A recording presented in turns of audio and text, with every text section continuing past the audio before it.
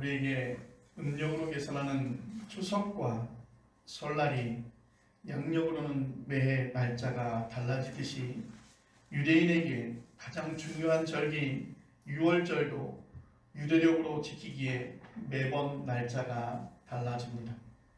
보통 3월 말이나 4월 초가 되겠죠. 따라서 유월절과 연동된 기독교의 부활절도 매 날짜가 바뀌게 됩니다. 예수께서 유월절을 앞두고 성지순례차 예루살렘에 오셨다가 체포당하고 신문과 재판을 받은 뒤에 십자가에서 죽으셨습니다. 단순하게 우리가 날짜별로 계산하면 목요일에 체포당하시고 밤중에 사내들인 종교법정에서 신성 모독죄로 고발당하신 뒤에 금요일 오전에 로마 총독 빌라도의 로마 법정에서 사해 소유죄라고 하는 죄명으로 십자가형을 선고받았습니다. 그리고 당일 오전 9시에 십자가형이 집행되었고 오후 3시에 예수님은 숨을 거두셨습니다. 그리고 곧 무덤에 안장되었습니다. 그리고 이제는 예수님의 운명은 끝이 났습니다. 이제 예수님을 따랐던 제자들, 예수님 공동체는 절체절명의 위기에 떨어진 것입니다. 사내들인 종교법정이나 본디오 빌라도 정치법정 모두 눈에 가시였던 예수를 깨끗하게 처리했다는 사실을 그들은 뿌듯하게 생각했을런지도 모릅니다. 아무튼 그들은 승리했다고 생각했습니다. 그리고 예수님이 죽은 날 그들은 자축했을지도 모릅니다. 자그마한 파티가 열렸을지도 모르겠죠. 자, 그런데 오늘 설교 본문은 바로 이런 상황 그 이후에 놀라운 이야기를 전하고 있습니다. 예수가 묻힌 무덤 안에서 벌어진 이야기니까 우리가 한국 정서에서 보면 매우 오싹하게 들릴지 모릅니다. 여기에 3명의 여인이 등장합니다. 막달라 마리아, 그리고 야고보의 어머니 마리아, 그리고 살로메, 이 3 여인이 등장합니다. 여기서 궁금함이 생깁니다. 왜 남자 제자들이 아니라 3 여인이었을까? 여성들이었을까? 당시에 보면 어린이와 여성들은 남성 성인보다 사회적인 무게감이 훨씬 떨어졌습니다. 정말 이렇게 중요한 국면에 왜 여성들을 등장시켰을까?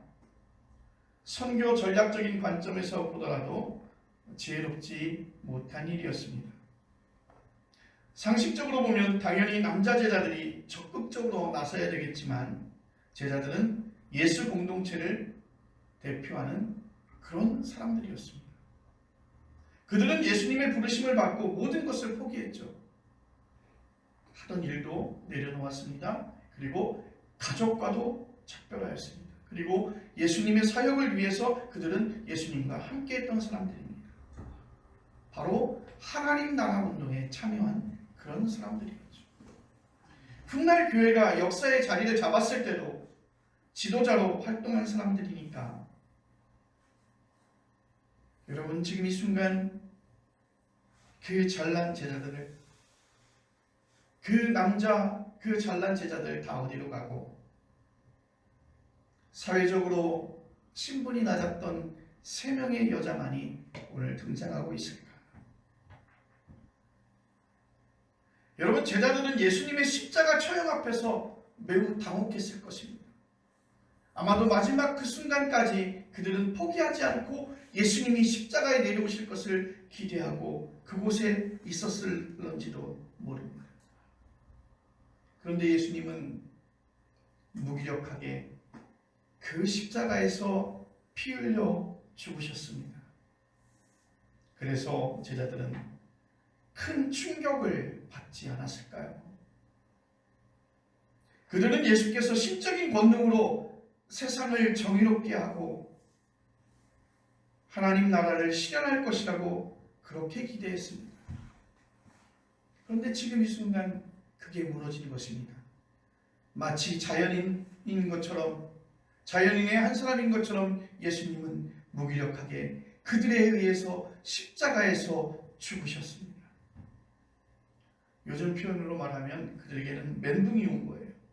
그래서 그들은 각자 도생, 각자의 살 길을 찾아서 고향으로 흩어졌거나 예루살렘 근처에서 여론을 살피고 있었을 것입니다.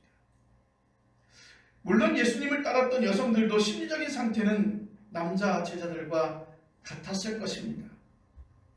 그런데 모성애인지는 모르겠으나 예수님을 향한 인간적인 연민이 매우 강했던 것 같습니다. 비록 하나님 나라 운동이 실패했을지 예수님께서 무기력하게 십자가에서 죽어 자연인처럼 시신이 되었을 때 지금 자신들이 무슨 일을 해야 할지를 그들은 생각했습니다. 그래서 예수님의 장례를 준비합니다. 예수님의 시신에 향유를 바르는 일입니다. 예수님께서 처형당한 날이 안식일 전날입니다. 그래서 그들은 시간에 쫓겨서 유대 장례 절차에 따른 최소한의 시신 수습을 하지 못했습니다. 사실 세상을 구원하겠다는 거창한 이념보다는 이런 소소한 일들이 역사 진행에서 더 중요할 때가 많이 있습니다. 2절 말씀을 보면 3명의 여성들은 안식 후 첫날 매우 일찍이 해 돋을 때 무덤을 찾습니다. 그들의 마음은 어떤 마음이었을까요? 여러분 한번 상상해 보세요. 예수님을 따랐던 그들의 마음속에 예수님을 이제 그 무덤에 누리고 그 무덤을 찾아서 가던 그들의 모습들은 상헤드린 공의 의원인 아리마대 사람 요셉의 소유였던 그 무덤을 찾아 떠나게 됩니다. 금요일 저녁 때 요셉이 예수님의 시체를 자기 가족묘지에 안장했지요. 동굴로 만든 가족묘지 입구는 큰 돌문으로 막혀 있습니다. 여자들은 걱정합니다. 우리를 위하여 누가 그 돌문을 굴려놓을까? 그러나 그런 걱정과는 달리 아리마대 요셉, 그 가족묘지, 예수님이 안장된 그 묘지의 무덤의 문은 열려 있었습니다. 안으로 들어가서 예수님의 시신에 정성껏 향유를 바르고 빨리 집으로 돌아올 것은 그들이 새겼던 아마도 일정이었을 것입니다. 그런데 그들이 무덤에서 만난 것은 예수 그리스도의 시신은 보이지 않았고 흰옷을 입은 청년이 바로 예수님 시체에 놓였던 자리 오른편에 앉아 있었다고 합니다. 무슨 일일까요? 그 청년이 돌문을 열고 예수님의 시신을 다른 데로 옮긴 것일까요? 더 이상한 것은 그 여성들은 그 청년을 한 번도 본 적이 없어요. 평소에 예수를 따랐던 청년이었다라고 한다면 몰랐을 리가 없겠죠. 천사로 추정되는 청년이 6절로 7절에서 이렇게 말합니다. 놀라지 말라. 너희가 십자가에 못 박히신 나사렛 예수를 찾는구나.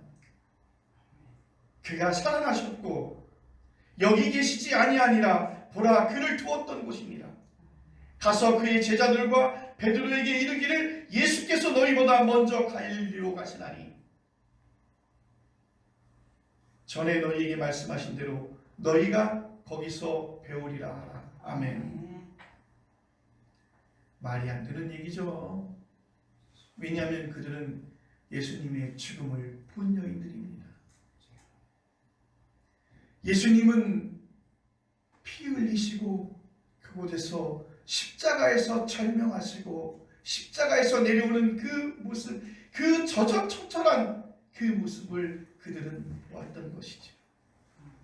죽은 사람이 어떻게 살아날까? 물론 요즘도 화장장까지 간 사람이 다시 숨을 쉬고 말을 했다는 소식을 가끔은 듣기도 합니다. 이런 경우는 실제로는 죽지 않았고 잠시 생명 현상이 멈췄을 때 벌어지는 일들이죠. 그러나 예수님의 경우는 가사 상태에 떨어졌다가 다시 소생하신 게 아닙니다. 다시 소생한 사람은 본래의 생명으로 돌아온 것이라서 다시 죽습니다. 그리고 부활하신 예수님은 일부 사람 외에는 자신을 전혀 나타내지 않으셨습니다. 저는 여기에서 좀 불만이 있어요. 예수님을 핍박했던 사람들, 예수님을 넘기기로 작정한 마음을 가슴에 품었던 제자,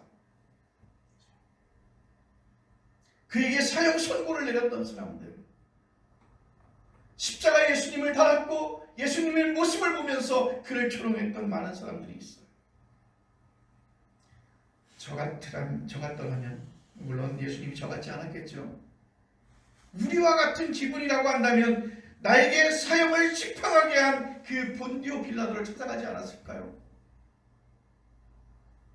그리고 신성 모독죄를 덮어 씌워 로마법에 넘긴 사내들인 대제사장을 찾아가서 그들의 잘못을 추궁하지 않았을까요? 아니면 예루살렘 성전 광장에 나가서 주민들에게 그간의 자초지종을 설명할 수도 있었습니다. 너희가 나를 십자가에 매달았고 나는 십자가에서 죽은 것처럼 보였지만 나는 이렇게 너희들 앞에 서 있다. 그러면 모두 예수님 인정하지 않겠습니까? 아주 극적인 모습이 연출되지 않겠습니까? 그리고 지금 복음 선포에도 매우 도움이 많이 되겠죠. 그런데 예수님은 공개적으로 자신을 전혀 드러내지 않았습니다. 예수 그리스도의 부활은 인류 역사에서 이례적인 종말론적 생명 사건이라서 우리가 아는 객관적 기준으로 증명할 수 없고 경험할 수도 없기 때문입니다. 부활의 예수님을 만난 사람은, 더 정확히 말하면 예수님의 부활을 경험한 사람은 아주 작은 소수의 사람들이었습니다. 그 명단이 고린도전서 15장에 나옵니다. 5절로 8절에 나오는 명단은 다음과 같습니다. 베드로 12제자, 500여 형제, 야고보, 모든 사도, 바울이 그들입니다. 복음서에서 나오는 인물들과 겹치는 이들도 있고 그렇지 않은 이들도 있습니다.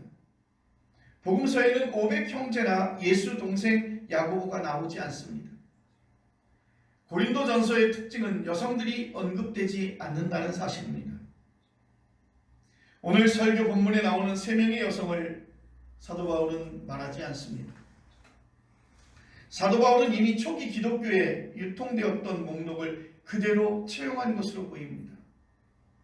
여성들이 부활 목격자 명단에서 빠졌다는 사실은 당시 사회적인 상황들을 우리는 고려해서 받아들여야 할 것입니다. 당시 여성들은 재판정에서 증인으로 증인석에 설 자격이 없었습니다. 만약 여성들이 나서게 되면 오히려 불리한 형편이었습니다. 1세기 기독교는 그렇지 않아도 그런 오해를 많이 받았어요. 예수님을 따르는 사람들, 예수님을 믿는 사람들은 무식한 사람들이 모였다느니, 무신론자의 집단이라느니, 세상에 불만과 불평이 많은 그러한 사람들이 모였다는 말을 듣고 있었다는 것이죠. 그래서 당시 기독교는 미래 종교처럼 폐쇄적으로 공동체를 운영하지 않고 세상을 향해서 열린 태도로 자신들의 믿음을 변증했기에 공연한 문제로 트집 잡히려 하지 않으려고 노력했던 것입니다. 여성들은 교회 모임에서 머리를 천으로 가려야 한다는 충고도 비슷한 경우입니다. 지금 캐톨릭에서 보면 여성들은 그 미사를 드릴 때 천으로 머리를 가리우지요. 고린도에서는 머리카락을 드러내는 일은 내가 매춘부입니다라고 표시하는 일이었어요. 그래서 그들은 천으로 머리카락을 가리는 것이죠. 그런데 바울의 서신서와는 달리 마가복음만이 아니라 모든 복음서는 예수 부활의 첫 증인들이 모두 여성이라고 말합니다. 약간씩 다르게 전하는 오늘 본문의 병에 꼬인 마태복음 28장 1절로 10절, 그리고 누가복음 24장 1절로 12절, 요한복음 20장 1절로 10절은 모두 예수가 묻힌 무덤을 찾아간 사람들이 바로 여성이라고 말합니다. 요한복음에서는 막달라 마리아 한 여자만 기록되어 있습니다. 이 여성들이 실제로 예수님의 부활을 믿었는지는 명확히 나와 있지 않습니다. 믿기는 힘들었을 것입니다. 정말 말이 안 되는 사건이었습니다. 남자 제자들도 믿지 못하기는 마찬가지였습니다. 남자 제자들은 믿지 못할 뿐만 아니라 속된 표현으로 의리도 없이 예수님의 십자가 처형 앞에서 일신의 안위를 위해서 그들은 도망쳤습니다. 뿔뿔이 흩어지고 말았어요. 그러나 여성 제자들은 최소한 예수님 곁에 머물렀다는 것이죠. 시신의 발을 향유를 들고 그의 무덤을 찾아갔다가 전혀 예상하지 못한 아주 엄청난 현상을 그들은 매우 우연히 경험하는 것입니다. 여러분, 우리의 일상에서 정말 중요한 일은요, 평범한 일상, 우연의 경험에서 비롯된다는 것입니다. 여러분, 갑자기 되는 것이 아니라 여러분 정말 우연한 경험, 일상의 모습 속에서 벌어진다는 것이죠. 과학적인 발견도 우연히 일어날 때가 많이 있습니다. 페니실린의 발견은 혁명이었습니다. 스코틀랜드 출신 위생물학자인 알렉산더 플레밍이 포도상 구균을 기르던 패트리 접시에 푸른 곰팡이가 함께 자라났다고 합니다. 그런데 놀랍게도 그 곰팡이 주변에 있던 포도상 구균이 죽는 게 관찰이 되었어요. 여러분, 균이 균을 죽이는 겁니다. 이 푸른 곰팡이가 생성한 물질이 바로 페니실린이에요. 최초의 항생제. 균이 사람을 해치기도 하지만 사람을 살리기도 하는 것입니다. 앞으로 어쩌면 플라스틱까지 먹어치우는 균이 우연한 기회에 발견될지도 모릅니다. 우연이라고 해서 누워서 감이 떨어지기를 바라는 것은 아니지만 오늘 본문에서 3명의 여성들이 예수를 향한 거룩한 열정이 빈 무덤을 최초로 경험하게 된 것처럼 준비가 필요하겠죠. 저는 앞에서 부활의 주님을 목격한 사람들의 목록에 여성들이 나오지 않은 이유를 간단히 설명했습니다. 복음을 변증하는 일에 자칫 트집 잡힐지 모르기 때문이라고 그렇게 말씀을 드렸습니다. 사도 바울은 유대교에 열심을 내는 이들과 로마 문명의 지성인들을 염두에 두고 글을 썼습니다. 조심할 수밖에 없었겠지요. 그리고 복음을 합리적으로 변증하려면 어쩔 수 없었던 것입니다. 이와 달리 복음서는 복음을 자고우면하지 않고 그대로 밀고 나가는 방식의 글이었습니다. 바울의 편지는 신학적으로 정리된 글이라고 본다면 복음서는 복음의 원초적인 성격을 드러내는 글입니다. 사람들이 오해하면 어쩌지? 그런 걱정하지 않습니다. 마치 복음서는 어렸을 때 경험한 아빠와 엄마에 관해서 쓴 글이라고 한다면 사도 바울의 글은 어른이 된 사람이 아버지와 어머니에 관해서 쓴 글입니다. 어렸을 때의 경험은 약간 유치해도 마음의 영원한 고향과도 같습니다. 각각 소중한 두 경험이 서로에게 영향을 주기도 하죠. 아무튼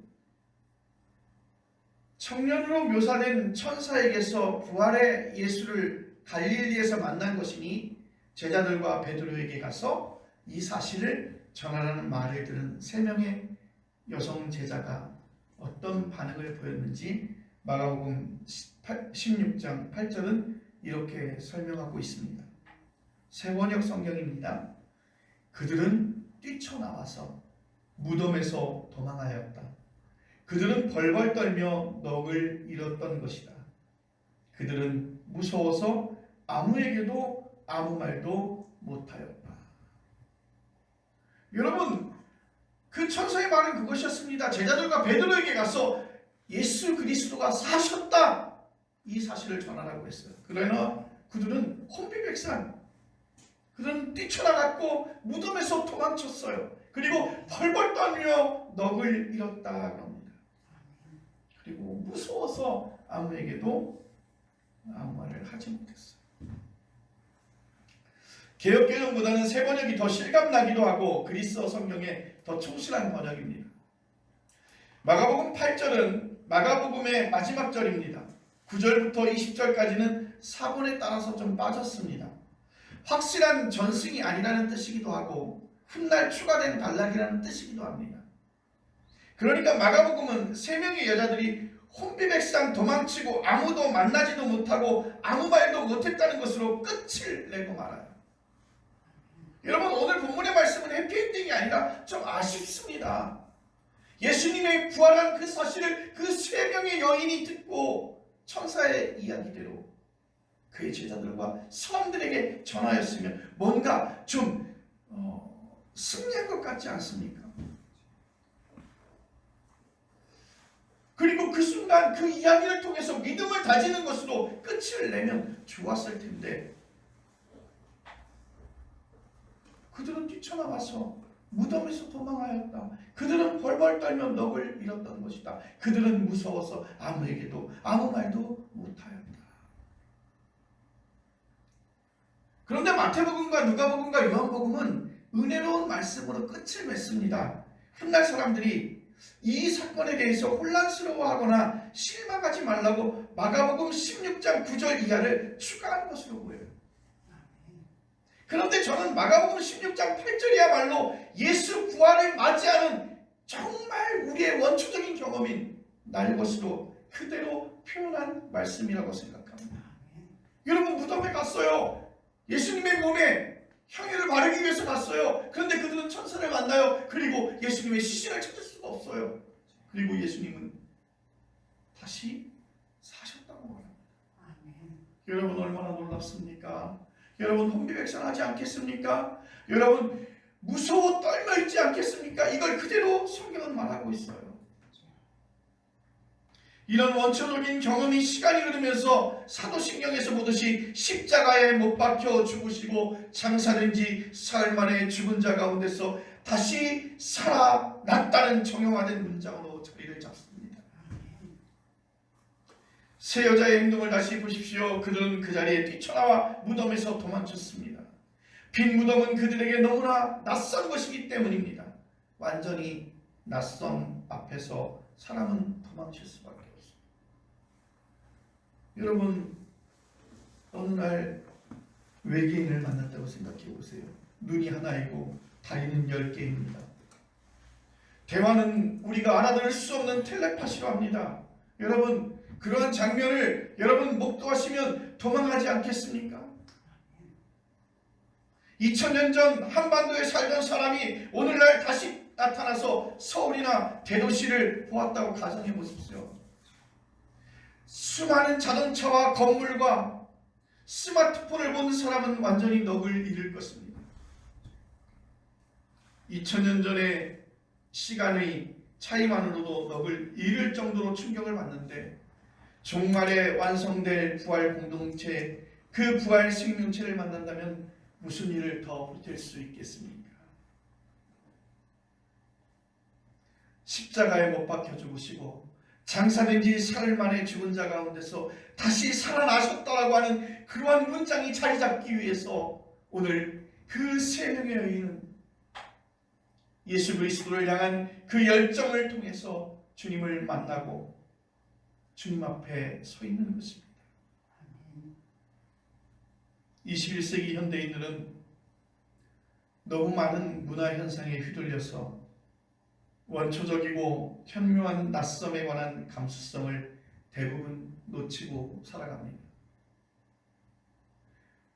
자기에게 익숙한 것에만 몰두하며 살아가지요. 간단히 말하면 돈 벌고 재미있게 노는 일에 매우 익숙합니다. 여러분, 옛날에도 이런 일상이 왜 없었겠습니까? 그런데 지금은 인터넷과 스마트폰으로 인해서 사람들의 욕망이 노골적으로 만천하에 드러난다는 점에서 개인이 정신 차리고 살기 매우 힘든 시절이 되었습니다. 소유와 소비와 생산의 악순환으로 나타나는 문화현상이 일종의 종교로 자리를 잡습니다. 발랄한 세속 문화가 신이 된 것입니다. 그래서 그 신을 위해서 헌금도 내고 시간도 투자합니다. 이런 상황에서 삶의 원초적이고 현묘한 차원을 생각할 수 있을까? 이 여자들은 무서워서 아무에게도 아무 말도 못했다고 그렇게 말합니다. 최소한 베드로에게만이라도 전했어야지. 낯선 존재, 즉 절대 타자 앞에서 우리는 말문이 막히는 법입니다. 하나님은 절대 타자입니다. 절대 타자로서 우리와 함께 하시는 분이십니다. 하나님을 경험한 사람들은 말이 없습니다. 너무 절대적인 대상을 실감하기에 말하기가 조심스럽죠. 이런 점에서 늘 설교하는 목사들은 절대 타자에 대한 경험이 충분하지 않다고 봐야 합니다. 저도 지금까지 너무 많은 설교를 했기에 부끄럽습니다. 그런데 아직은 설교가 필요한 세상이라는 핑계로 글도 쓰게 되고 설교도 나름 열심히 준비하게 되는 것이죠. 어떤 점에서 글과 말로는 하나님을 경험할 수 없고 전달할 수도 없다는 사실을 설명하려고 역설적으로 글을 쓰고 설교하는지도 모릅니다. 오늘 본문에 등장하는 3명의 여자들이 있습니다. 그 3명의 여자들은 그 뒤로 어떤 삶을 살았는지 성경은 말하지 않습니다. 초기 기독교 역사를 통해서 간접적으로 추정은 가능하지요. 그들은 초기 교회의 구성원으로 분명히 활동했을 것입니다. 사도행전 1장에는 초기 교회의 구성원 숫자가 약 120문도라고 그렇게 기록하고 있습니다. 여기에 그 여자들과 예수의 어머니 마리아도 나옵니다. 이들 중에 오늘 본문에 나온 3 여자도 포함되었을 것입니다. 사도행전 12장 12절에 따르면 부활 공동체인 예루살렘 교회는 마가 요한의 어머니 마리아의 집에서 시작되었습니다. 이 3명의 여자들이 경험한 이야기가 그곳에 모인 사람들에게 구전되다가 결국 마가복음에 기록된 것은 아닐까요? 여러분, 이것은 역사의 신비입니다. 그 이야기가 오늘 우리들에게까지 이렇게 이어지고 있습니다. 부활 공동체에 속한 우리도 잠시 이 땅에 살다가 떠날 때까지 그의 부활의 그 귀한 소식을 서로 나누고 후손에게 전해야 되지 않겠습니까? 나머지의 그 모든 역사의 진행은 성령님께 맡겨야 될 것입니다. 기도하겠습니다.